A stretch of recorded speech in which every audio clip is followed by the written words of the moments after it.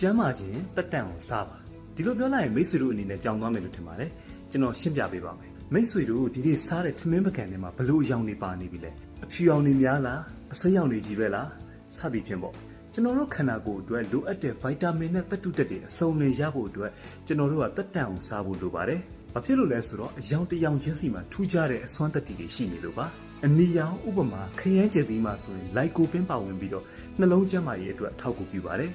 လိမ်မော်ရောင်နဲ့အဝါရောင်ဥပမာမုံနာဥနီမှာဆိုရင်ကယ်ရိုတင်းလိုက်ပါဝင်ပါတယ်ဒီဓာတ်ကမျက်စိအားကောင်းစေပြီးတော့ကိုယ်ခံအားကိုမြင့်တင်ပေးပါတယ်အစိမ်းရောင်ဥပမာဟင်းနုနယ်မှာဆိုရင်တော့ကလိုရိုဖီနဲ့လူတင်းပါဝင်ပါတယ်သူကခန္ဓာကိုယ်ထဲကအဆိပ်အတောက်တွေကိုဖယ်ရှားပေးရမှာအသုံးဝင်ပါတယ်ခရမ်းရောင်နဲ့အပြာရောင်ဥပမာဘလူးဘယ်ရီမှာဆိုရင်တော့အန်တိုဆိုင်ယန်တွေပါဝင်တတ်ပါတယ်ဒီဓာတ်တွေကမှတ်ဉာဏ်အားကောင်းစေပြီးတော့အရွယ်တင်လူပြိုစေပါတယ်ဖြူရောင်ဥပမာကြက်သွန်နီမှာဆိုရင်အန်တိုဇန်သင်းတွေပါဝင်ပြီးတော့သွေးဖိအားကိုထိန်းညှိပေးတာကြောင့်နှလုံးအတွက်ကောင်းမွန်ပါတယ်ဒါကြောင့်အယောင်တွေကိုအမျိုးစုံအောင်စားဖို့လိုတာပါ